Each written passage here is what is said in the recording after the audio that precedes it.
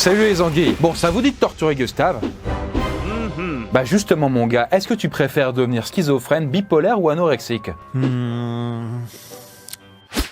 Très mauvaise décision. En fait, l'anorexie, donc le fait de se sous-alimenter pendant des mois, voire des années, bah c'est le trouble mental le plus dangereux de tous. Je te le dis, hein, comme ça, direct.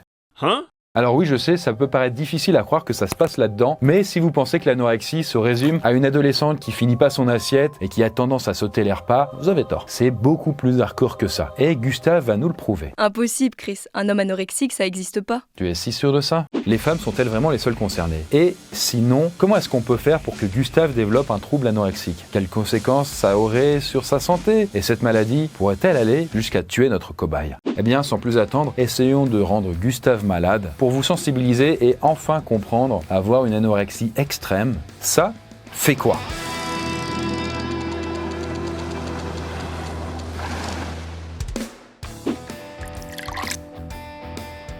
Bon, comment déclenche-t-on une anorexie déjà? J'ai une idée, on n'a qu'à dire à Gustave qu'il est gros et qu'il mange trop. Ouais, c'est un bon début, c'est un bon début. C'est vrai que pas mal de personnes anorexiques ont subi des dévalorisations. Par exemple, c'était le cas de l'influenceuse JujuFitCat qui a eu des troubles anorexiques et qui en a déjà témoigné. Au lycée, je devais être à 56 à peu près et j'ai dû tomber à 40 kilos tout juste. Ce sont des réflexions sur son poids qui ont déclenché son trouble. Les mots que ma maman avait eus à mon encontre ont fait leur chemin dans ma tête. Mais ceci dit, ça ne veut pas dire que tous les anorexiques ont été rabaissés par leur daronne, non. Il est important de le préciser car il y a quelques décennies, les psychologues avaient souvent tendance à blâmer les parents, et en particulier la mère en cas d'anorexie. On pensait qu'une maman dévalorisante ou surprotectrice était à l'origine du souci. Et c'est très injuste car dans bien des cas, l'anorexie apparaît dans une famille normale et équilibrée. Bon, tout ça pour dire que le rapport malsain au poids, il ne vient pas forcément d'un proche qui clash. Il peut aussi venir d'Instagram, du ciné, des magazines ou même des compétitions sportives, où on ne voit que des athlètes très galbés et très secs, ce qui paraît logique. Bref, on s'y prend comme on veut, mais la première étape de l'anorexie est vraiment de faire en sorte que la personne se sente trop grosse. Faut vraiment que dans sa tête, elle se dise « Waouh, ah putain, je me vois même plus quand je pisse ». Bon, vous avez l'idée. Vous avez compris qu'est-ce qu'il voit plus quand il pisse. C'est ma bite! Ah ouais! Après des semaines et des mois en fait acharnés de dévalorisation subtile, ça y est, Gustave se sent complexé. Il fait que se regarder dans sa glace en pleurant et en regardant ses bourrelets.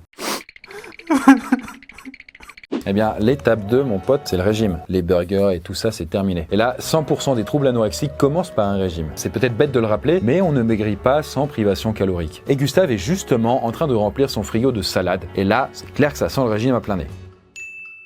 Mais bon, au risque de vous décevoir, Gustave n'est toujours pas anorexique. Et ouais, en fait, il y a plein de gens qui font des régimes sans pour autant basculer vers l'anorexie. Non, pour que ce soit le cas, il faut quand même un dernier petit ingrédient supplémentaire. Et cet ingrédient, c'est d'être prédisposé génétiquement à l'anorexie. Et ça, on s'en est rendu compte grâce à des expériences sur les jumeaux. Mais sans rentrer dans les détails, vous voyez, c'est un petit peu comme les ruptures d'anévrisme, quoi. Vous savez, c'est quand une artère, elle pète et ça fait une hémorragie. C'est sympa comme tout, vous verrez. Du coup, pour maximiser les chances d'avoir une rupture, il suffit pas de manger de la fast-food tous les jours. Il faut avoir aussi une fragilité dès la naissance. Et là, donc, du coup, en vrai, c'est pareil pour l'anorexie. La plupart des gens, en fait, qui font des régimes, n'ont pas de fragilité psychologique. Et ils ne développeront donc aucun trouble alimentaire sur la durée. Et comment on sait si Gustave, il a cette fragilité génétique? Eh bien, on croise les doigts. Surtout qu'a priori, les hommes ont beaucoup moins de chances d'être touchés. L'anorexie concerne grosso modo 5 à 10 fois plus souvent les femmes. Oui, en fait, il y a à peu près une femme sur 100 qui est concernée contre un homme sur 1000. Mais je garde quand même espoir puisque la mère de Gustave, elle a connu l'anorexie quand elle était plus jeune. Et là, quand on a un parent de premier degré, donc mère, père, qui l'a, eh bien on a 12 fois plus de chances qu'un humain lambda de devenir anorexique à son tour. Bon, là c'est bon, je pense que Gustave est engagé sur la pente anorexique. Parce que du coup, il semble avoir une fragilité dans sa tête, comme il est sur un régime et qu'il se trouve gros, c'est bingo. Enfin, le plus important, c'est que quand même Gustave développe une addiction. Faut qu'il soit vraiment accro à la perte de poids. Là, qu'on s'entende, il a perdu quelques kilos et c'est normal d'en être content. Mais justement, en fait, il est plus que juste content. En fait, sa perte de poids le rend euphorique. Ça, c'est mauvais. C'est bien pour nous, pour cette vidéo, mais c'est pas bon pour lui. Et en fait, si Gustave est si heureux, c'est en raison de sa personnalité. Parce que la personne anorexique a un profil assez typique. Elle est souvent anxieuse, très perfectionniste et obsessionnelle. Et elle est aussi compétitive, elle n'a pas envie de perdre. Du coup, elle aime contrôler les choses et tendre vers la perfection physique. Enfin, du moins l'idée qu'elle s'en fait. Son image est un peu niquée quand même quand elle se regarde dans le miroir. Et c'est pour ça que Gugus, il est ravi de suivre le protocole alimentaire qu'il s'est fixé, genre peser les quantités de bouffe. Mais son côté psychorigide ne s'arrête pas là, parce que petit à petit, la liste des aliments qu'il s'autorise à manger est en train de fondre comme neige au soleil. Alors ce que je vais dire paraît fou, mais Gustave commence même à avoir une quasi-phobie des aliments caloriques. Il a peur du gras, et donc il a peur aussi de l'huile et du beurre. Et pareil pour les aliments riches en sucre, comme le chocolat, le pain et même les pâtes. Gustave les fuit désormais comme la peste. Il préfère se concentrer sur les viandes, maigres et les légumes. Et les fruits? Eh bien en fait, il en consomme de moins en moins parce que c'est ballot, mais il a découvert qu'il y avait du sucre dedans. A few moments later. À ce rythme-là, Gustave maigrit très vite. Ça fait maintenant d'ailleurs plusieurs mois qu'il glisse vers l'anorexie et son IMC vient de passer à 18. Autrement dit, en fait, 18, c'est vraiment le seuil où tu commences à être classé comme maigre. Voilà, là, il pèse 58 kg pour 1m80, pas énorme. Là, non seulement il a très peu de graisse, mais il commence aussi à perdre une partie de sa masse musculaire. Alors que, pour vous dire, en fait, son poids de forme, ce serait plutôt autour de 75 kg. Et à ce stade, d'ailleurs, une personne non anorexique se dirait qu'elle a poussé son régime un peu trop loin. Mais pas Gustave. Oh non, là, le gars, il est dans sa tête... c'est le bordel. Là, il a une vision déformée de lui-même qui fait qu'il ne se trouve pas maigre. Non, il a encore une marge de progression énorme. Et surtout, il a une peur très intense de reprendre du poids et de manger des aliments interdits. Ce qui le pousse à continuer de maigrir au-delà du raisonnable. Mais je sais pas, il finit pas par avoir faim? Ah si, il a très faim. On pense souvent que c'est juste une fille qui veut pas manger, mais c'est bien plus de ça. Ou une fille qui a pas faim, c'est faux. Parfois, je mourais de faim et je mangeais pas. Et à l'instar de cette jeune femme, Gustave a tellement la dalle qu'il est littéralement obsédé par la nourriture. Et cette obsession pousse même certains anorexiques jusqu'à collectionner des tas et des tas de recettes de cuisine, mais sans jamais les faire. C'est quand même dingue, quoi. Chris, t'es sûr que Gustave est vraiment anorexique? J'ai un petit doute. Oui, ça c'est normal. En fait, certains anorexiques ont des phases d'hyperphagie ou des phases qu'on dit orgiaques. C'est-à-dire en fait qu'ils se mettent à bouffer énormément et de manière incontrôlée, comme si du coup toute la frustration qu'ils avaient de pas pouvoir bouffer, de penser qu'à la bouffe, là ils compensaient tout d'un coup. Mais ça, je précise, ça n'arrive pas à tous les anorexiques non plus. Mais en tout cas, le corps affamé peut se mettre à se rebeller et à manger de manière irrépressible. Mais bon, ça reste quand même ce trouble-là assez fréquent chez les personnes un peu impulsives, comme Gustave.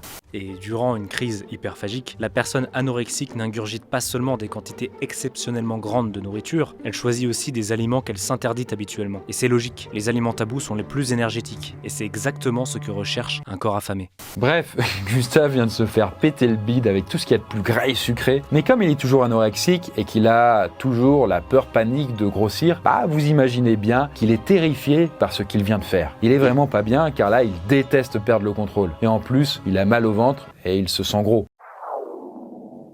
Bon, la situation est insupportable pour Gustave et c'est pour ça que les crises hyperphagiques sont souvent suivies de purges. La personne anorexique tient absolument à compenser ce qui vient de se passer et ainsi à reprendre le contrôle en main.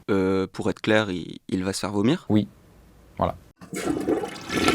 Mais la purge ne se résume pas qu'à vomir. Non, attendez, ça va plus loin. Certains anorexiques ont des manières beaucoup plus inventives d'évacuer l'énergie. Que ce soit en faisant du sport de manière très intensive, en ayant recours à des diurétiques, à des excitants ou même à des laxatifs. Bref, il y en a qui se provoquent des diarrhées et qui se font même des lavements pour réduire l'absorption de nutriments. C'est dingue, ils sont prêts à tout. Mais la solution purgative, qui est peut-être la plus étonnante, c'est celle de certains diabétiques qui réduisent leur insuline pour diminuer le métabolisme des glucides. Je rappelle, l'insuline, c'est le sucre qui est dans le sang et donc du coup, c'est le corps, sa capacité à le prendre pour pouvoir l'utiliser en énergie. Du coup, les diabétiques, comme eux, ils sont en insuffisance et qui prennent un traitement, s'ils sont anorexiques en plus, ils vont court-circuiter leur traitement pour avoir ce qu'ils veulent, c'est-à-dire moins stocker le sucre. Leur corps, il va moins absorber les sucres et donc ça va les faire maigrir. Mais évidemment, c'est très dangereux puisque en plus de la tête qui se bat un peu en sucette, t'as aussi le corps. Et les diabétiques qui se font ça, ils se retrouvent avec trop de sucre dans le sang et c'est dangereux au point de pouvoir finir aveugle ou même amputé. Mais c'est pas le sujet. Tout ça pour vous dire que Gustave, il est prêt à tout pour rétablir le contrôle et même à se mettre en danger. Et justement, en parlant de danger, Gustave ne pèse plus que 50 kg et toujours pour 1m80. son anorexie commence à l'isoler de plus en plus socialement. Ah ouais, là, il ne veut plus qu'on l'invite à manger, ni aller au resto, donc ça fait un peu le vide autour de lui. Et le pire, c'est que la seule personne qui reste dans sa vie, sa femme, il s'engueule de plus en plus avec. Oui, parce que Gustine, elle n'aime pas le voir comme ça, mais plus elle l'encourage à s'alimenter, et plus Gustave est dégoûté par la nourriture. D'ailleurs, je précise que nos deux époux n'ont plus de vie intime, car le désir finit par complètement disparaître quand on est affamé. Le corps se met en mode économie d'énergie, si vous voulez. C'est aussi pour ça que les femmes anorexiques arrêtent d'avoir leurs règles et deviennent infertiles au-delà d'un certain point. Voilà, le corps est assez bien foutu de ce côté-là, car quand on n'a déjà pas assez de nourriture pour soi-même, vaut mieux ne pas tomber enceinte. Mais l'anorexie rend les femmes stériles du coup ? Là, ça dépend du degré d'anorexie. Normalement, si la femme guérit, ses règles doivent reprendre, mais dans les cas graves, les menstruations peuvent rester très rares ou imprévisibles, voire inexistantes. Bref, en fait, la fertilité ne va pas toujours revenir. Et ça, ce n'est pas la seule séquelle de l'anorexie, parce qu'il y a aussi la perte de densité osseuse. C'est-à-dire que le squelette prend tarif et il restera fragile même en reprenant une alimentation normale. Et si Gustave survit, il pourrait tout à fait avoir une fracture spontanée, exactement comme les papilles. Et puis avec l'anorexie, il y a aussi une usure définitive des organes vitaux, comme les reins ou le cœur. Tout l'organisme en fait est brutalisé par le manque d'énergie. Et sans parler même encore là de certaines conséquences plus étonnantes comme l'hypothermie, c'est-à-dire le fait que Gustave là a toujours froid. Mais il y a aussi la perte de cheveux ou même le lanugo. Le quoi ? Le lanugo quoi. Oh, tu sais, c'est un petit duvet qui peut apparaître sur la peau des personnes dénutries. Et ça à cause des perturbations hormonales. Vous l'aurez compris, c'est le corps tout entier qui commence à partir en vrille. Et le pire dans tout ça, c'est que Gustave continue à maigrir. Je vous le dis, cette fois-ci, l'anorexie de Gustave est vraiment arrivée à un stade extrême. Il ne pèse plus que 45 kilos. Aussi étonnant que ça puisse paraître, il ne se rend toujours pas compte qu'il est malade. Là, il est complètement dans le déni. Et il risque d'ailleurs littéralement de mourir de dénutrition, mais la seule chose qui lui fait peur, c'est de grossir. Là, désolé Gustave, on peut plus te laisser le choix, on doit t'hospitaliser de force. Par exemple, dans le passé, les médecins n'étaient pas forcément très compréhensifs par rapport aux troubles alimentaires. Et il y a de nombreux anorexiques qui se sont retrouvés nourris de force, et ce avec des sondes. Donc pas ouf, pas hyper agréable non plus. Aujourd'hui quand même on ne fait plus ça. On les nourrit avec des perfusions sanguines. Et donc les nutriments arrivent directement dans le sang sans passer par la case estomac. Mais sur le long terme, il n'y a plus que les soins psychologiques qui pourront améliorer la situation de Gustave. Sauf que le problème, c'est que c'est tout sauf facile de rétablir un rapport sain avec la bouffe. En fait, c'est tellement dur que, il y a beaucoup d'anorexiques qui rechutent après leur hospitalisation. Et à peu près 6% d'entre eux ne survivent pas à leur maladie. Que ce soit à cause de la dénutrition ou d'un suicide. Car je précise que l'anorexie est corrélée avec la dépression. Il y a énormément d'anorexiques qui sont dépressifs aussi. Néanmoins, restons optimistes. On est quand même dans un ça fait quoi, toujours, ça finit bien. La majorité des anorexiques s'en sortent et j'espère que Gustave en fera partie. Mais pour éviter ce long chemin vers la rémission et éviter aussi les séquelles à Gustave, il est évidemment préférable de ne jamais tomber dans cette spirale infernale. Et peut-être que, finalement, l'une des manières les plus efficaces pour protéger les autres des troubles alimentaires, c'est de bien peser les conséquences avant de leur faire une remarque dévalorisante sur leur corps.